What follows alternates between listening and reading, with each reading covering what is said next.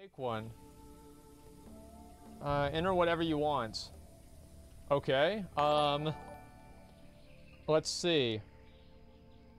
What should my name be? Jeff Jefferson. Email Jefferson at Gmail. Jefferson at jeff.com. Company Jeff Incorporated. Okay, I'll submit this right now. Let's see, what does it say? Filings, including our 2017 annual report on Form 10-K and those on the slide that is showing. The company undertakes no obligation to release publicly any revisions to any forward-looking statements to reflect events or circumstances after today, November 8th, 2018. Okay. We will present both GAAP and non-GAAP financial measures during this call. Non-GAAP financial measures exclude the impact of expenses related to stock-based compensation, the amortization of intangible assets and expenses related to acquisition. Where's other stuff? Including legal fees, costs. This is accounting. Accruals, expenses related to That's debt generally financing, accepted accounting principles. Restructuring charges, That's GAAP. the associated tax benefits of these excluded items, and the impact of certain significant discrete tax-related When are they going to items. talk about how many subs WoW has? These non-GAAP measures are not intended to be considered in isolation from, as a substitute for, or superior to our GAAP results. We encourage investors to consider all measures before making an investment decision.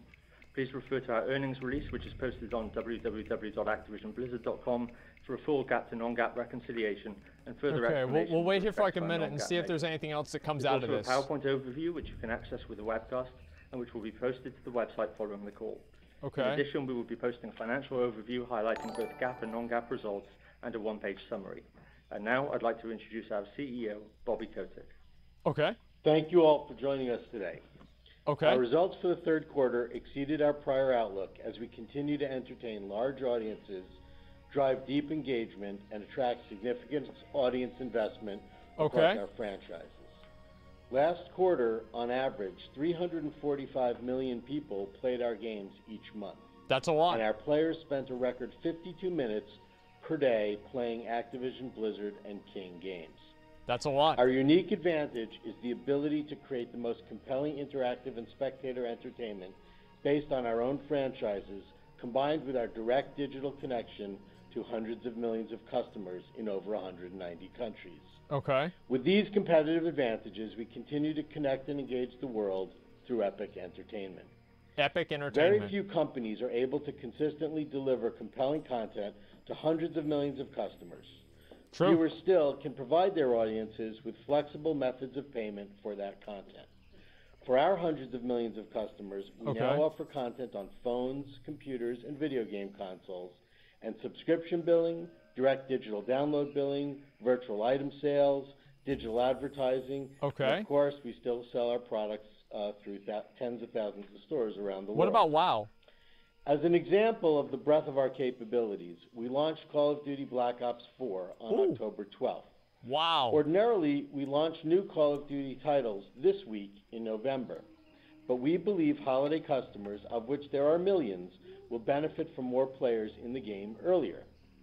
Our engagement to date is better than any Call of Duty content in recent years. That means that they intentionally... And spectator viewing is higher than ever before. As a franchise, Call of Duty has now generated more revenue than the Marvel Cinematic Universe in the box office, and double that of the cumulative box office of Star Wars.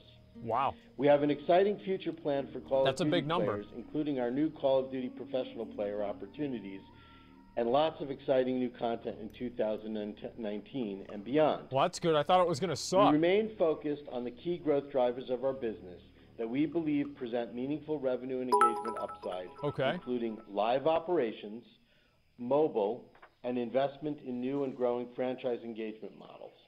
We're pleased with our early momentum in areas like our advertising initiatives, which continue to exceed our plans, as revenues grew almost 50% sequentially.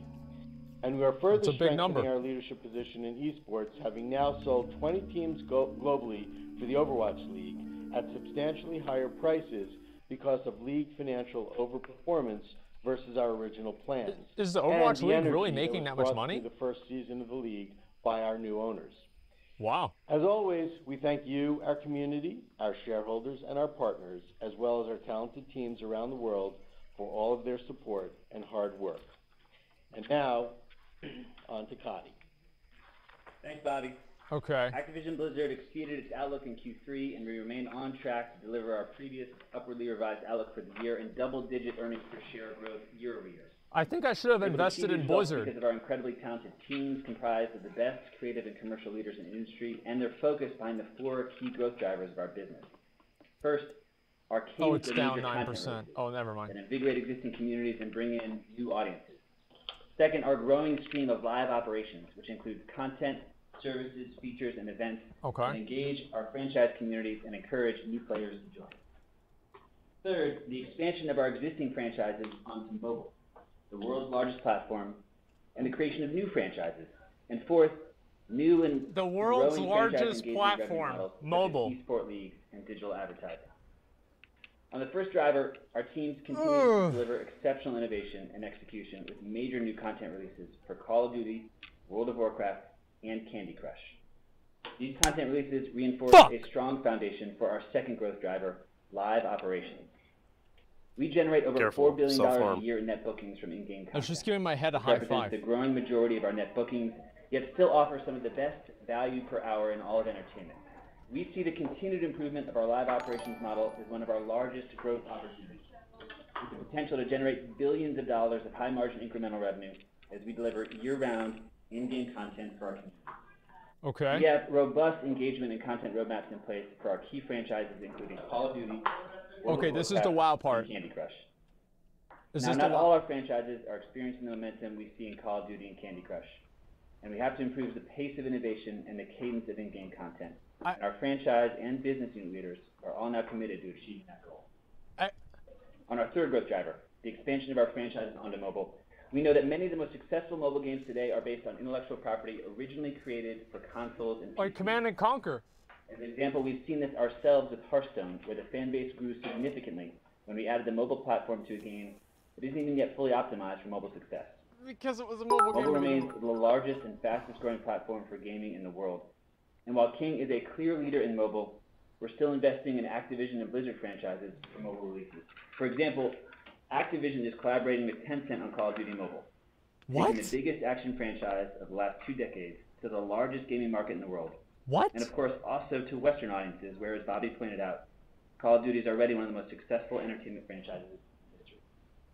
And last week, Blizzard announced Diablo Immortal, which will bring this tentpole franchise to a mobile audience in both the East and West. While fan reaction was muted to the announcement, players' hands-on experiences at BlizzCon confirmed what we believe, which is that Diablo Mobile will be a very well-received game when it releases, and players around the world will love it. These are just 2 of the many mobile initiatives underway across Activision and Blizzard. And King Mobile expertise is now being shared throughout the company, so our beloved PC and console franchises can expand their reach. Lastly, on our fourth driver, in new and growing franchise engagement models, Overwatch League is already well into planning its 2nd season, and we are actively advancing how the League model and infrastructure will be applied to Call of Duty and other franchises. And our advertising business continues to grow profitably, exceeding our plans. While net bookings are still relatively small, they grew almost 50% quarter on quarter. While investment in these new initiatives is growing, we are confident in the value they will create for our fans and for our shareholders. So with that framing for our growth driver, let me share our Q3 results against our 3 key metrics: reach, engagement, and player investment. Starting with reach, which was 345 million monthly active users in Q3, King monthly active users were 262 million. Relatively stable through Q3, which is a positive outcome following the Q2 partner network challenges we described on the last call. Importantly, monthly active users for King's largest game, Candy Crush Saga, grew year over year. And in October, King launched the all-new Candy Crush Friends Saga, which builds on 5 years of learnings in Candy with new modes, collection mechanics, and 3D visuals that make the Candy Crush characters and our owned IP more prominent, and the game really fun to play. Candy Friends targets the over 500 million people who have played Candy Crush over the last 5 years. So the innovation and accessibility of Friends should be particularly appealing. We're now focused on Candy Crush Friends to win back former players and entice new players. The game is off to a strong start, reaching the top of the iPhone game download charts in 93 countries. And while still early, retention and monetization trends are very positive, and the game is on pace to drive meaningful growth for the Candy franchise in 2000. The Candy franchise. At Blizzard, monthly active users were 37 million, consistent with the prior quarter. Overwatch monthly active users were broadly stable quarter over quarter. Okay. Hearthstone monthly active users declined, although PvE modes again attracted strong engagement. Hearthstone declined. To add new players, with the franchise reaching 100 million players to date since its launch. Okay. All right, this could be about WoW. World of Warcraft Battle for Azeroth launched on August 14th and set a day one franchise record by selling through more than 3.4 million units. Engagement grew sharply quarter on quarter, and the expansion saw strong participation in value-added services, with more content on the way in Q4. Next year, Blizzard will celebrate World of Warcraft's 15th anniversary, with events both in and out of the game. This includes the highly anticipated release of World of Warcraft Classic, available as part of the franchise subscription. Activision monthly active users were 46 million, up sequentially from Q2. This sequential growth was driven by Destiny's expansion Forsaken, and by new reach initiatives, which grew Destiny monthly active users. Value added from in-game services. Did you hear he said that? And while Forsaken is a high-quality experience, I'm not listening. Strong engagement and new modes of play, it did not achieve our commercial expectations. We should. And there's still work to do to. This is what they're actually thinking. Then in October, Activision saw step change growth in its monthly active users following the very successful launch of Call of Duty Black Ops 4, building from the foundation of Black Ops 3, which was the highest grossing game in Call of Duty franchise history. Black Ops 4 is off to a strong start, with creative innovation across all modes of play, including Blackout, which we see as the ultimate AAA battle royale experience. What are they saying 6 million for? The first 3 weeks is pacing ahead of Black Ops 3. PC sell-through more than 3 times higher, and a significant shift to full game downloads. The hell are they doing? Total active users in the first 3 weeks are up 16% over Black Ops 3, with strong growth across all modes, and engagement in hours played is up over 20% versus Black Ops 3. Okay. So it's worth underscoring that given Black Ops 3 generated more in-game net bookings than any other Call of Duty title. Strong participation in value-added services should result in strong in-game revenue in Q4 and into 2019. That's exactly what I worried about. This brings me to engagement. Across all our franchises, daily time spent per user playing our games reached a new record. There it is. 52 minutes, based on some of the franchise reach and engagement drivers just highlighted. Viewership of our games was also up significantly, and just last month, Activision Blizzard titles accounted for 7 of the top 20 most viewed games on the industry's largest streaming platform, including Black Ops 4, where viewership continues to break franchise records.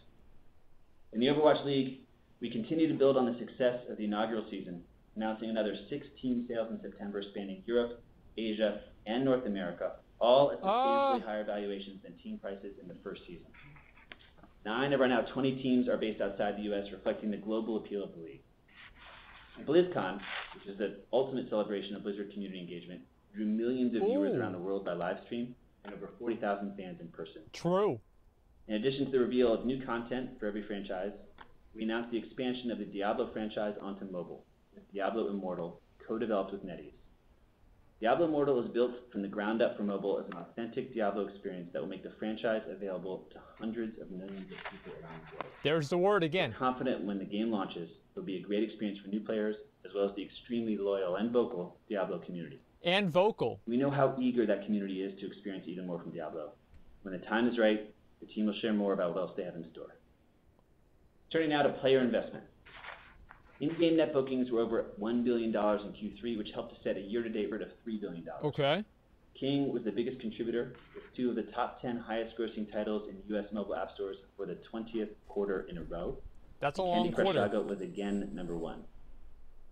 As I said earlier, some of our franchises are underperforming relative to the opportunity that we see in building our live operations capabilities, and will continue to push innovation and new content to drive stronger engagement and in-game revenue generation. Okay. Black Ops 4 is a great example of how successful we can be when we focus on improving engagement in our franchises. We made the game even more engaging, with active users and hours of engagement up sharply versus Black Ops 3. That's good. With Black Ops 3, that engagement translated into significantly higher in-game revenues. We hope to further that opportunity with Black Ops 4. So if we continue to execute, strong in-game revenue and monetization should follow. In summary, while there is still execution risk in the year, we're pleased with the result of our recent major content releases of World of Warcraft, Candy Crush, and Call of Duty. And we are excited by the momentum behind engagement and live operations we see in some of our most critical franchises. We remain focused on improving our live ops revenue, engagement, and in-game performance across all our franchises. We continue to execute on our promising mobile initiatives and expand our franchises through new engagement models, including esports and advertising. Spence will now review the financial results in more detail. Thanks, Cody. Today I'll review our Q3 2018 results and our outlook for Q4 and the full year. To review the quarter, this is what they're going to do with WoW. Results. At Activision, Q3 segment revenue was $397 million. Key contributors were Call of Duty digital in-game revenue and Destiny 2 Forsaken, although the latter underperformed our expectations. Okay, this is... Segment operating profit of $112 million was lower year over year versus a quarter that included the Destiny 2 full game launch and continued benefits from the Q2 2017 release of Black Ops Zombies downloadable content WoW's carrying Blizzard. And Crash Bandicoot. Blizzard grew segment revenue 20% year over year, driven by World of Warcraft Battle for Azeroth. This offset lower revenue for Overwatch and Hearthstone, with the latter facing a tough comp against the record launch of the Knights of the Frozen Throne expansion in the prior year. The fuck is that? Segment operating profit increased 13% year over year as revenue growth offset investment in strategic initiatives, including Overwatch League, other esports activities, Battle.net, and franchise incubation across multiple platforms. King segment revenue and operating income were 4% and 12% lower year over year respectively, against a particularly strong quarter last year with no partner disruption. As we noted on the last call, we started Q3 from a lower revenue base due to the Q2 partner network disruption, but saw strong engagement and increasing monetization trends through the quarter. Okay. Now let's turn to our consolidated results. Unless otherwise indicated, I'll be referencing non-GAAP figures. Please refer to our earnings release. So Blizzard made the most money. Non-GAAP reconciliation. That's good. For the quarter, we generated Q3 GAAP revenues of $1.51 billion, which was $22 million above our August outlook. This includes the net deferral of $146 million. Net bookings of $1.66 billion were $43 million above our August outlook. We generated Q3 GAAP EPS of 34 cents and Q3 non-GAAP EPS of 42 cents. This is the number shit. Which was 18 cents and 5 cents above outlook, respectively. 5 cents? These figures include the net deferral of 10 cents. GAAP EPS benefited from a discrete tax item resulting from adjustments made to the provisional amount initially recorded for the U.S. Tax Reform Act. Okay. Now, from a cash flow and capital structure perspective, Q3 operating cash flow was $253 million. And we entered the quarter with approximately $3.4 billion in cash and investments. See how long this goes on for. Our strong cash position enabled us to pay down $1.7 billion of high-yield notes and floating rate debt in the quarter, reducing our go-forward net interest expense by roughly $40 million on an annualized basis. In parallel, we expanded our revolver capacity from $250 million to $1.5 billion to provide us with increased levels of liquidity. These actions further strengthened our balance sheet and increased our financial flexibility. Now, let's turn to our fourth quarter and our full-year outlook. Okay, this is what can matter. I want to provide some context. As we noted on our last few calls, I think this is pretty much it. Towards our fourth quarter. I'll give it a couple more minutes. We expect Q4 to benefit from major content releases, strong in-game revenue, and key marketing and other commercial initiatives. Our recent major launches for World of Warcraft, Call of Duty, and Candy were all very successful. I can call in and ask a question? Continued opportunities in 2019. Really? Some of our other franchises like Destiny are not performing as well as we'd like, and we're working to accelerate the pace of live operations innovation and improve the speed with which we release new content to keep our players engaged and to provide new opportunities for monetization. Also, our better performance than our outlook in Q3 included timing benefits and FX rate headwinds. FX represents an approximately $40 million reduction to second half revenue since What if I called in and they got mad? While we recognize that we face market and franchise headwinds and will continue to have execution risks through the end of the calendar year, we're confident in our strategy and in our team. Remove Titan Forging now. Our revenue and non-GAAP EPS outlook for the fiscal year. For Q4, on a GAAP basis, we expect net revenues of $2.236 billion, including GAAP deferrals of $812 million, product cost, game operations, and distribution expenses of 23%, and operating expenses, including software amortization, of 55%. These are the things that we care expect about. GAAP interest expense of $6 million, a tax rate of 28%. You see, this is the accounting GAAP stuff. and This is the non-GAAP share fun. count This of is the fun part. 776 million, with EPS of 43. Let's get some pogs in chat for how much fun we're having right now. As redefined basis, we expect product costs, game operations, and distribution expenses of 23%. Call in. Operating expenses, including software amortization, of 47%.